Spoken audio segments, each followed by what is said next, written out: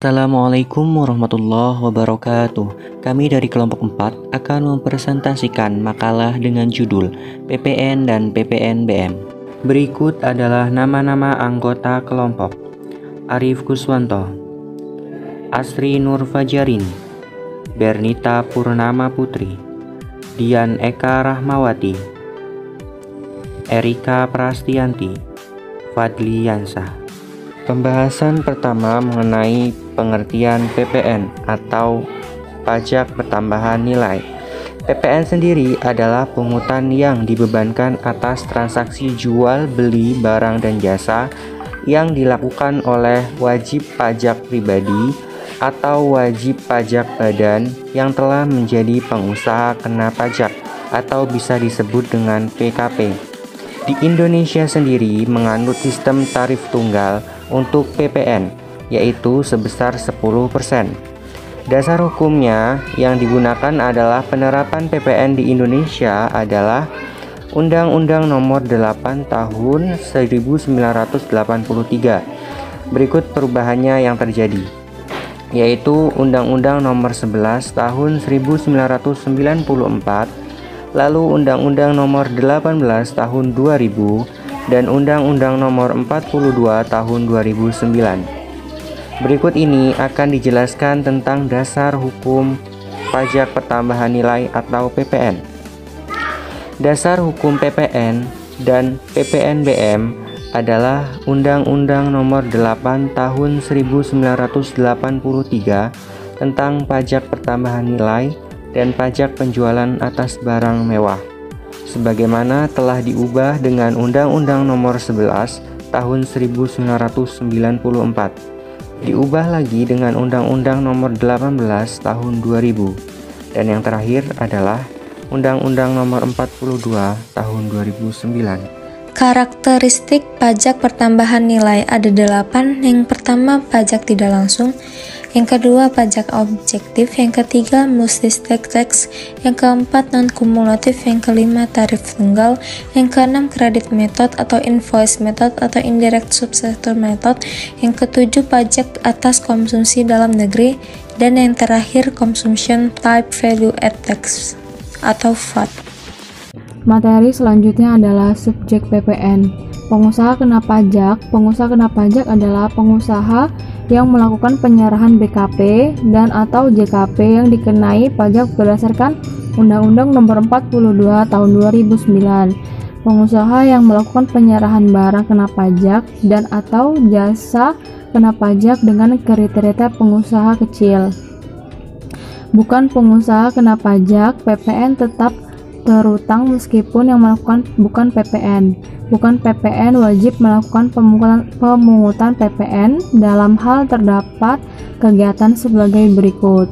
Yang pertama, impor barang kena pajak. Yang kedua, pemanfaatan barang kena pajak tidak berwujud dari luar daerah pabean di dalam daerah pabean. Yang ketiga, pemanfaatan jasa kena pajak tidak berwujud dari luar daerah pabean di dalam daerah pabean. Yang keempat, membangun sendiri yang dilakukan tidak dalam lingkungan perusahaan atau pekerjaan oleh orang pribadi atau badan yang hasilnya dilakukan sendiri atau digunakan pihak lain yang batasannya ditetapkan oleh Menteri Keuangan. Dan yang terakhir adalah penyerahan barang kena pajak berupa aktiva yang menurut tujuan semula tidak untuk diperjualbelikan oleh pengusaha kena pajak, kecuali atas penyerahan aktiva yang pajak masukannya tidak dapat dikreditkan. Selanjutnya tentang objek PPN. Yang pertama, penyerahan atau impor, pemanfaatan atau ekspor terhadap BKP atau JKP atau BKP tidak berwujud. Yang kedua, kegiatan membangun sendiri dilakukan tidak dalam kegiatan usaha atau pekerjaan oleh orang pribadi atau badan yang hasilnya digunakan sendiri atau digunakan pihak lain. Yang terakhir adalah penyerahan aktiva oleh PKP yang menurut tujuan semula aktiva tersebut tidak untuk diperjualbelikan sepanjang pajak masukan yang dibayar pada saat perolehannya menurut ketentuan dapat dikreditkan. Selanjutnya, mekanisme pemungutan PPN. 1. Mekanisme pemungutan PPN. Yang pertama dan wajib adalah rekanan wajib membuat faktur pajak dan surat setoran pajak atau SSP atas setiap penyerahan BKP dan atau JKP kepada BUMN. 2. Mekanisme pemungutan PPN. Yang kedua adalah faktur pajak sebagaimana dimaksud pada angka 1 dibuat sesuai dengan ketentuan di bidang perpajakan. 3. Adalah SSP sebagaimana dimaksud pada angka 1 disisi dengan membubuhkan NPWP serta identitas rekanan, tetapi penandatanganan SSP dilakukan oleh BUMN sebagai penyetoran atas nama rekanan. 4. Adalah dalam hal penyerahan BKP, selain terutang PPN juga terutang PPN BM, maka rekanan harus mencantumkan juga jumlah PPN BM yang terutang pada faktur pajak. 5. Adalah faktur pajak dibuat dalam rangkap 3 dengan peruntukan sebagai berikut: lembar kesatuan untuk BUMN, lembar kedua untuk rekanan, dan lembar ketiga untuk BUMN. 6. Adalah SSP sebagaimana dimaksud pada angka 1 dibuat dalam rangkap 5 dengan peruntukan sebagai berikut: lepas ke-1 untuk rekanan, lembar kedua untuk KPPN melalui bank persepsi atau kantor pos, lembar ketiga untuk rekanan yang dilampirkan pada SPT masa PPN, lembar keempat untuk bank persepsi atau kantor pos, dan lembar kelima untuk BUMN yang dilampirkan pada SPT masa PPN bagi pemungut PPN. 7. Mekanisme pemungutan PPN yang terakhir adalah faktur pajak dan SSP, merupakan bukti pemungutan dan penyetoran PPN atau PPN dan PPN BM.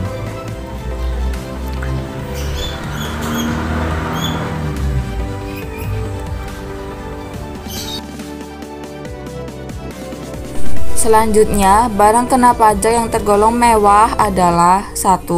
Barang yang bukan barang kebutuhan pokok. 2. Barang yang dikonsumsi oleh masyarakat tertentu. 3. Barang yang umumnya dikonsumsi oleh masyarakat berpenghasilan tinggi. 4. Barang yang dikonsumsi untuk menunjukkan status. Lalu, kapan sih PPN BM dipungut? Prinsip pemungutannya hanya satu kali saja, di saat penyerahan oleh pabrikan atau produsen barang yang tergolong mewah. Impor barang yang tergolong mewah, penyerahannya pada tingkat berikutnya tidak lagi dikenai PPN BM. Materi selanjutnya, pengertian PPN BM.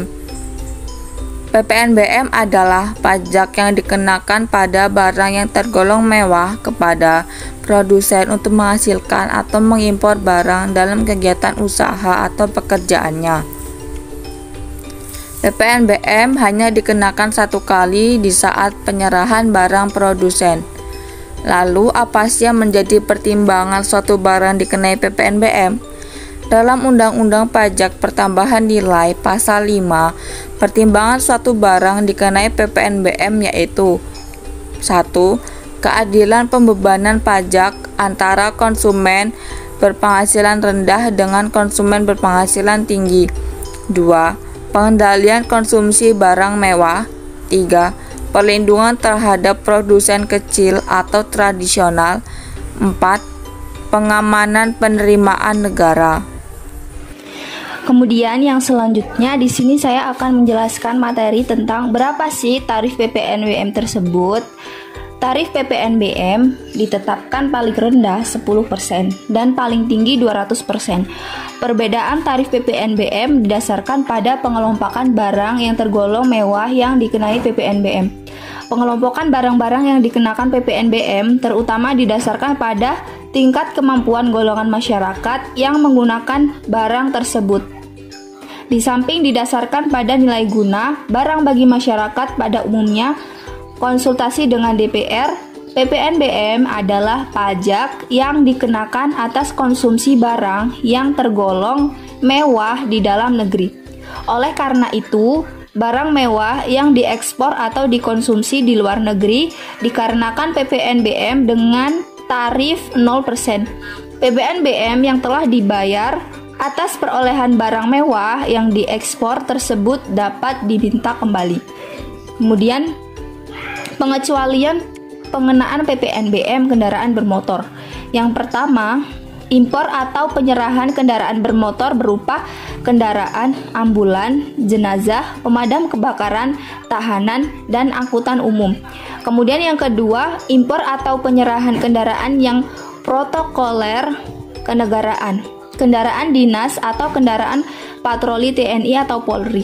Apabila kendaraan di atas dalam jangka waktu 5 tahun sejak impor atau perolehannya dipindah tangankan, maka PPNBM yang terutang yang disebarkan wajib bayar ke atas negara dalam jangka waktu 1 bulan sejak kendaraan tersebut dipindah tangankan. Apabila dilanggar, PSBKB ditambah sanksi sesuai ketentuan yang berlaku. Hambatan dalam pemungutan pajak PPN dan PPNBM. Yang pertama, kurangnya kesadaran masyarakat dalam memenuhi amanat undang-undang. Yang kedua, terlalu tinggi pembayaran PPNBM tersebut karena kurang pengetahuan subjek pajak akan barang yang dibeli terkena pajak. Kemudian yang ketiga, lemahnya hukum tentang pemungutan perpajakan. Yang terakhir, kurangnya sosialisasi kepada masyarakat terkait peraturan undang-undang tentang PPN dan PPNBM.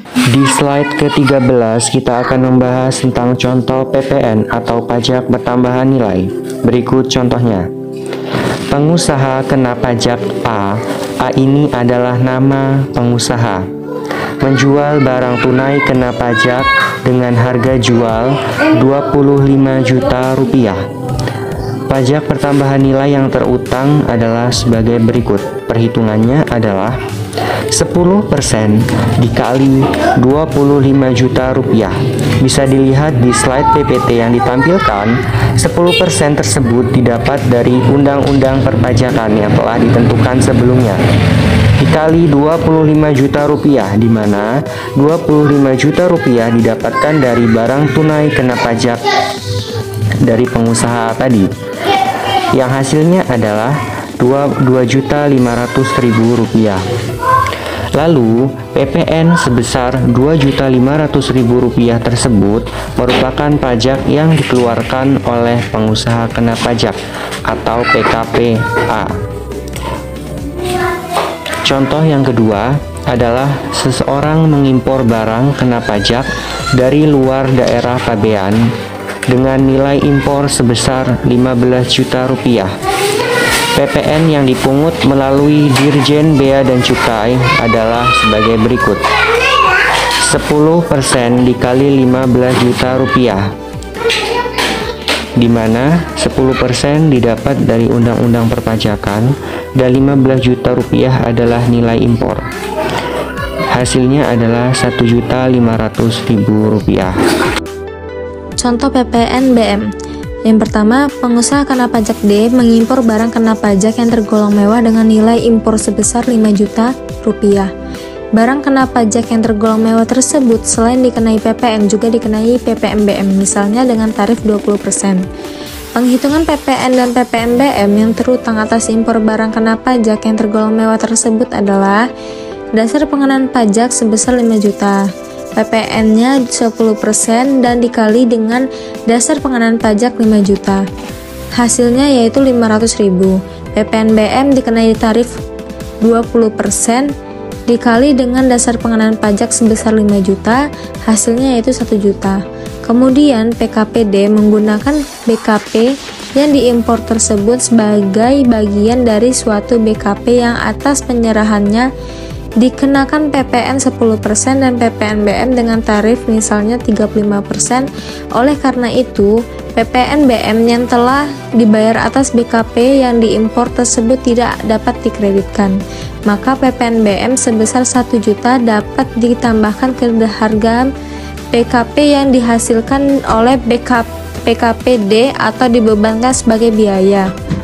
Misalnya PKPD menjual BKP yang dihasilkannya, maka penghitungan PPN dan PPNBM yang terutang adalah dasar pengenaan pajaknya dikenai 50 juta rupiah, PPN 10% dikali dengan 50 juta, hasilnya yaitu 5 juta rupiah.